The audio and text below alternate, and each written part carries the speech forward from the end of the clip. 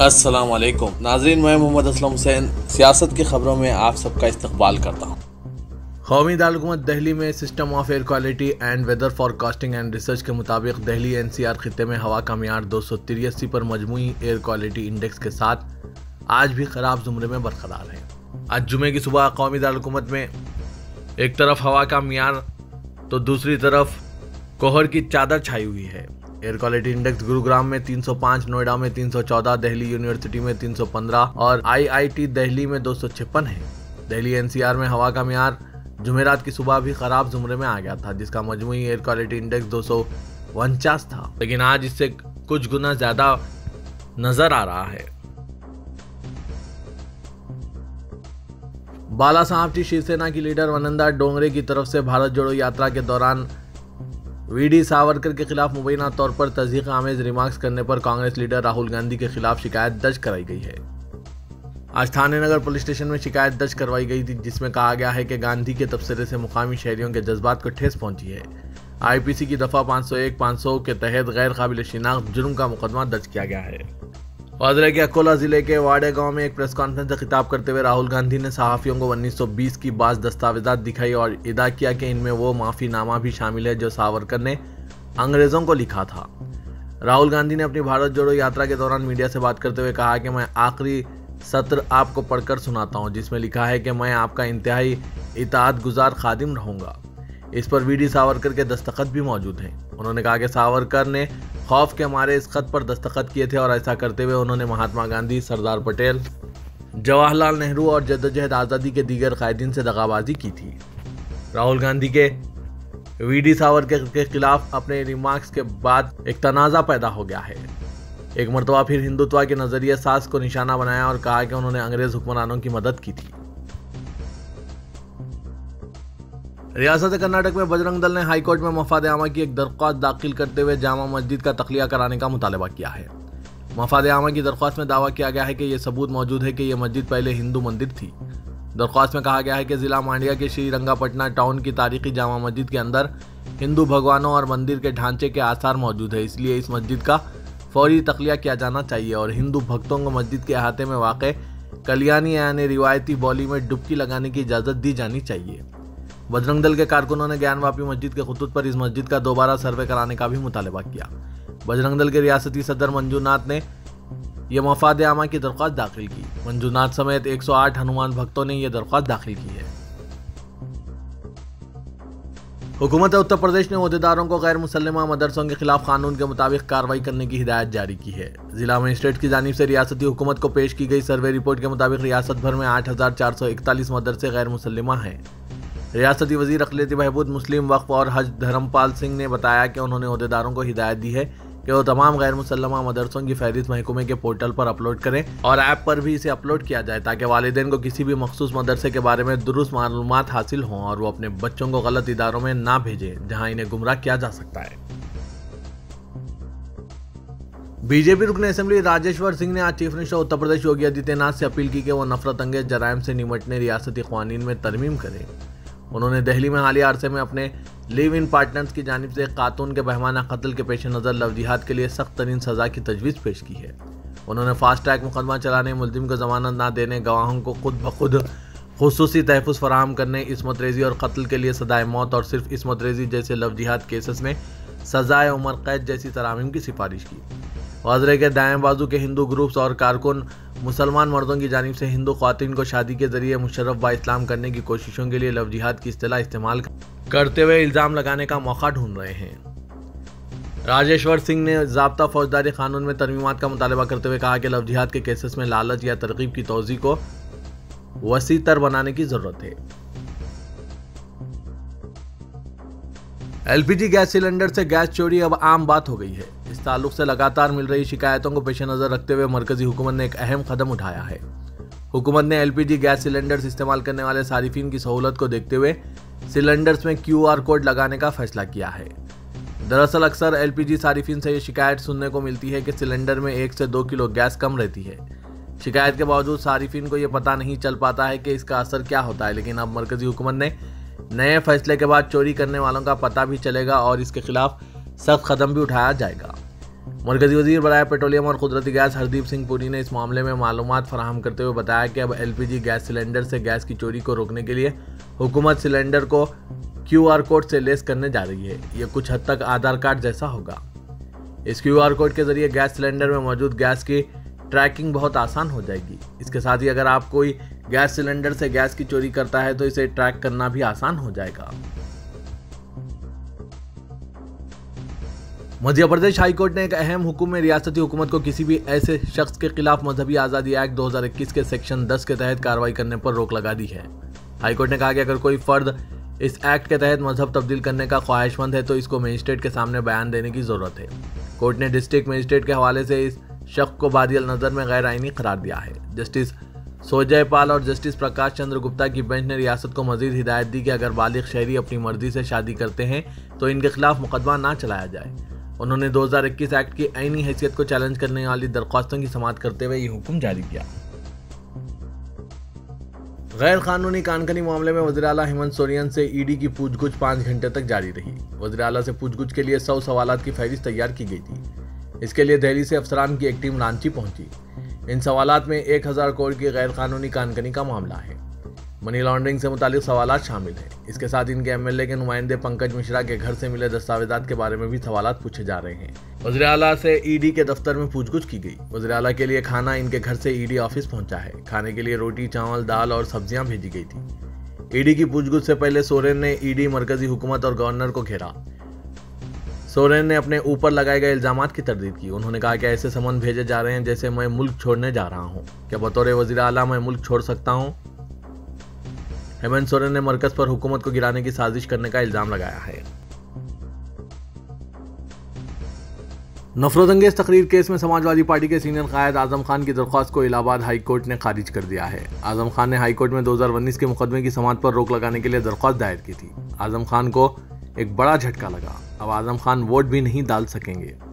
Election commission ने इनका नाम वोटर लिस्ट से हटाने का हुक्म जारी किया। इलेक्शन कमीशन ने अवामी नुमाइंदगी एक्ट की दफा 16 के तहत यह कार्रवाई अंजाम दी। रामपुर सदर सीट के ज़मीनी इलेक्शन में बीजेपी के उम्मीदवार आकाश सक्सेना ने अवामी नुमाइंदगी एक्ट की मुख्तलिफ दफात का हवाला देते हुए आजम खान का हक रायदही का इख्तियार छीनने के लिए इलेक्शन कमीशन को खत लिखा था। जुमेरात को हरमैन शरीफीन के साथ साथ सऊदी अरब की दीगर मसाजिदों में नमाज इस्तिस्का अदा की गई। सऊदी प्रेसिडेंसी के मुताबिक मुमलिकत में बारान रहमत के नुज़ूल के लिए दुआएं की गई और खुतबा दिया गया।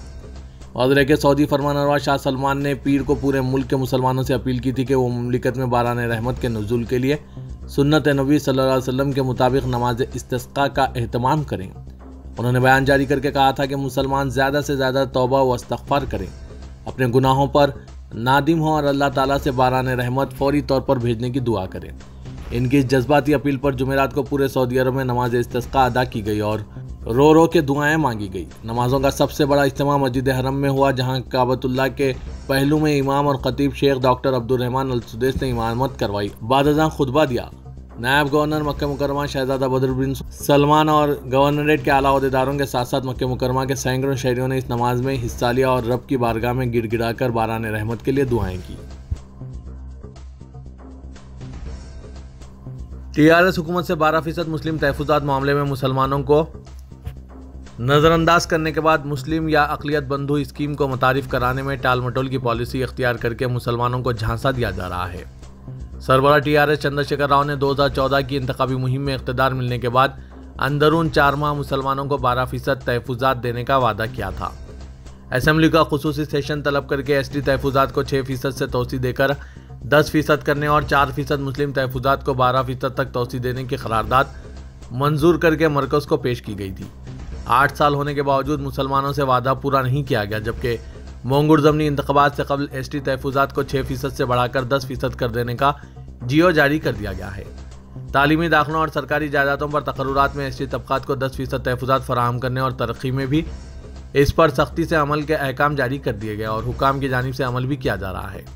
17 सितंबर 2022 को चीफ मिनिस्टर KCR ने दलित बंधु स्कीम की तर्ज पर गिरिजन बंधु स्कीम मुतारिफ कराने का ऐलान किया था। तब से महकमा कबायली बहबूद की जानिब से गिरिजन बंधु स्कीम मुतारिफ कराने तैयारियों का आगाज़ कर दिया गया।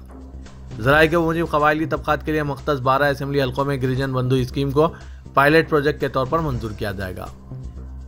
8 साल के दौरान मुसलमानों को 12% मुस्लिम तहफुजात से महरूम रखा गया है। इस दौरान SC, ST और BC तबकात के बजट में जबरदस्त इजाफा किया गया। Doctor BR Ambedkar Telangana state secretariat complex की नई इमारत को शहीदान तेलंगाना की कुर्बानियों का नतीजा करार देते हुए चीफ मिनिस्टर के चंद्रशेखर राव ने इस यकीन का इजहार किया कि नई इमारत मुकम्मिल होने के बाद दूसरी रियासतों के लिए एक मिसाल होगी और इससे तेलंगाना की इज्जत और नफ्स का इजहार होगा। चीफ मिनिस्टर ने तेलंगाना सेक्रेटरीट की नई इमारत के तामीराती कामों का आज मुआयना किया। उन्होंने अब तक की पेशरफ्त पर इत्मीनान का इजहार किया। उन्होंने हाल ही में नस्ब करदा गुंबदों का मुआयना किया। ढोलपुर स्टोन से दीवारों की तज़यीन और असल बाबू दाखिले की खूबसूरती का भी मुआयना किया। चीफ मिनिस्टर ने सेक्रेटरीट कॉम्प्लेक्स में घूमकर तफसीली मुआयना किया और दाखिला गेट्स, कंपाउंड वॉल्स, रेलिंग, सीढ़ियों, लॉन्च, फव्वारों, पार्किंग लॉन्च और दूसरी सहूलियात वगैरह की तफसीलात से आगाही भी हासिल की। महकूमा वाटर बोर्ड ने नलों के तिजारती कनेक्शन के बकायाजात पर सख्त कार्रवाई करने का फैसला किया है। 6 माह और इससे ज़्यादा अरसे के बकायाजात वाजिबुल अदा होने पर तिजारती कनेक्शंस के बकायाजात की वसूली का काम किया जाएगा। बसूरत दीगर कनेक्शंस को बर्खास्त कर दिया जाएगा। बोर्ड के मैनेजिंग डायरेक्टर दाना किशोर ने इस खुसूस में ओहदेदारों को हिदायत दी है। इस सिलसिले में रेवेन्यू कलेक्शन टीमों की इआनत के लिए बोर्ड की विजिलेंस टीमों की मदद हासिल की जाएगी। वज़ीर आला तेलंगाना के चंद्रशेखर राव ने जारिया साल दिसंबर के दूसरे हफ्ते तक सड़कों की मरम्मत का काम मुकम्मिल कर लेने के ओहदेदारों को हिदायत दी है। उन्होंने आज रियासत में सड़कों की हालत को बेहतर बनाने, सड़कों की तामीर और मरम्मत के सिलसिले में प्रगति भवन में एक जायजा इजलास तलब किया, जिसमें रियासती वज़रा और आला ओहदेदार शरीक थे। KCR ने रियासत में सड़कों की हालत को बेहतर बनाने, सड़कों को दुरुस्त हालत में रखने के लिए किए जाने वाले इक़दामात, तबाहशुदा सड़कों की वक्तन फ़वक्तन मरम्मत और इंतज़ामी इस्लाहात के तौर पर काम के मियार को बेहतर बनाने का जायजा लिया। चीफ मिनिस्टर ने कहा कि महकूमा इमारत विश्वरा में काम को मजीद बेहतर बनाने के लिए तकर्रुरात किए जाएंगे। चीफ मिनिस्टर ने कहा कि हर 5 या 6 असेंबली हलकों के लिए एक SE को यकीनी बनाया जाए। चीफ मिनिस्टर ने हिदायत दी कि दिसंबर के दूसरे हफ्ते तक सड़कों की मरम्मत का काम मुकम्मिल कर लिया जाए। चीफ मिनिस्टर तेलंगाना के चंद्रशेखर राव ने रियासत भर में आइंदा साल 18 जनवरी से आंखों की रोशनी प्रोग्राम मुनक्किद करने का फैसला किया है। चीफ मिनिस्टर ने हिदायत दी कि इस प्रोग्राम को दोबारा मुनक्किद किया जाए, जिसका उन्होंने आला ओहदेदारों के साथ जायजा लिया। इस इजलास में सेहत आमा के मसले पर वजीर सेहत और दीगर वज़रा ने शिरकत की। इस इजलास में एक मरतबा फिर रियासत भर में यह प्रोग्राम मुनक्किद करने का फैसला किया गया। 15 अगस्त 2018 को मेदक जिले के मलकापुर में चीफ मिनिस्टर चंद्रशेखर राव ने इस प्रोग्राम का आगाज किया था, जो तकरीबन 5 माह तक जारी रहा। इस प्रोग्राम के सिलसिले में हुकूमत ने 106 करोड़ रुपए सर्व किए थे। इस प्रोग्राम के तहत आंखों के मसाइल के मुतासरीन के मुआयने के साथ साथ इनको ऑपरेशन की सहूलत भी फराहम की गई थी। हुकूमत ने इस प्रोग्राम को कामयाब बनाया। इस पर अवाम का बेहतर रद्द-ए-अमल हासिल हुआ था, जिसके पेश नज़र इस प्रोग्राम को दोबारा रियासत गिर सतह पर मुनक्किद करने का फैसला किया गया है। शहर हैदराबाद के टास्क फोर्स वेस्ट जोन की टीम ने बंदूकों के फर्जी लाइसेंस के रैकेट का पता चलाते हुए इन लाइसेंसों का इस्तेमाल करते हुए खरीदे गए बड़े पैमाने पर हथियारों का पता चलाया। एक इत्तला पर पुलिस की टीम ने जम्मू कश्मीर के राजौरी के रहने वाले अल्ताफ हुसैन को पकड़ा, जिसके पास बंदूकों के लाइसेंस और डबल बोर की बंदूक थी। पुलिस के मुताबिक इसका असल सरगना अल्ताफ सिकंदराबाद में वाक़ ग्रेस मैनेजमेंट सिक्योरिटी सर्विसेज में काम करता था। इसने गलत तरीके से जम्मू कश्मीर से बंदूक का लाइसेंस हासिल किया था। इसका इस्तेमाल करते हुए वो नागपुर से बंदूक की खरीदी में कामयाब हो गया, जिसके बाद इसने सिक्योरिटी गार्ड के तौर पर काम करना शुरू कर दिया। कमिश्नर पुलिस हैदराबाद CV आनंद ने कहा कि फर्जी बंदूकों के लाइसेंस की तैयारी के लिए भारी रकम के लालच पर अल्ताफ ने ग्रेस मैनेजमेंट सिक्योरिटी सर्विसेज के रीजनल मैनेजर वेंकट कोंडा रेड्डी के अलावा एक और शख्स श्रीनिवास के साथ साजबाज की। श्रीनिवास वेस्ट मारटपल्ली में दुकान का मालिक है। फोटोशॉप सॉफ्टवेयर की मदद से बंदूकों के लाइसेंस को तैयार किया गया और लाइसेंस के दस्तावेजात के साथ साथ रबर स्टैम्प्स भी तैयार किए गए। कमिश्नर पुलिस ने कहा कि बिहार और दीगर रियासतों से ताल्लुक़ रखने वाले बेरोजगार नौजवानों को ये अफराद ये लाइसेंस 10 से 20 हज़ार रुपये में फरोख्त करते थे। नौजवान नागपुर और दीगर शहरों से हथियार खरीदते हुए शहर लाया करते थे। हथियारों की खरीदारी करने वाले मुख्तलिफ सिक्योरिटी एजेंसियों में इंदराज करवाते हुए सिक्योरिटी गार्ड्स के तौर पर मुलाजमत हासिल करते। इसके लिए इन्हें माहाना 25,000 रुपये तनख्वाह दी जाती। बंदूक का लाइसेंस और हथियार रखने वाले गार्ड को 25,000 रुपये तनख्वाह देने की रिवायत है, जबकि ऐसे मामूल के गार्ड्स जिनके पास बंदूक नहीं होती इन्हें माहाना 15,000 रुपये दिए जाते हैं। टीआरएस पार्टी कायदी ने कहा कि हुक्मरान जमात गोशा महल हल्का यूनिट 2023 के रियासती इंतखाबात में सीट जीतने के लिए ओवर टाइम काम कर रही है। फिलहाल मुअत्तलशुदा BJP MLA T Raja Singh Goshamahal हल्के की असेंबली में नुमाइंदगी करते हैं। टीआरएस इस वक्त इस सीट पर अपनी छाप छोड़ने की कोशिश कर रही है जब लोहा अभी भी गर्म है, इस वजह से कि राजा सिंह अब भी मुअत्तल है और हाईकोर्ट के हुक्म की बुनियाद पर कोई अवामी सरगर्मी नहीं कर सकते। राजा सिंह 2014 और 2018 के तेलंगाना रियासती इंतखाबात में सीट जीती थी। गोशामहल हल्के में 6 जीएचएमसी डिवीजन है और इनमें से 5 दोबारा भारतीय जनता पार्टी के पास है, जबकि दूसरा एआईएमआईएम के पास है। मुख्तसर ये कि यहाँ टीआरएस की कोई बाज़ाब्ता मौजूदगी नहीं है। यह हल्का अहम है क्योंकि यह हैदराबाद लोकसभा पार्लिमानी हल्के के तहत आता है। यह मरकजी तौर पर हैदराबाद में वाक़ है और तेलंगाना सेक्रेटरीट और कानून साज असेंबली के करीब है। राजा सिंह की वहाँ मजबूत मौजूदगी है। दर हकीकत कांग्रेस का दफ्तर और एआईएमआईएम का हेडक्वार्टर भी गोशामहल असेंबली हल्के में ही वाक़ है। कारोबारी बरादरियों की अक्सरियत, जिनमें से अक्सर शुमाल से बहुत पहले हिजरत कर गए थे, इस हल्के में रिहाइश पजीर हैं और वहाँ कारोबार चलाते हैं। वो राजा सिंह के इलाके का एक बड़ा हिस्सा है।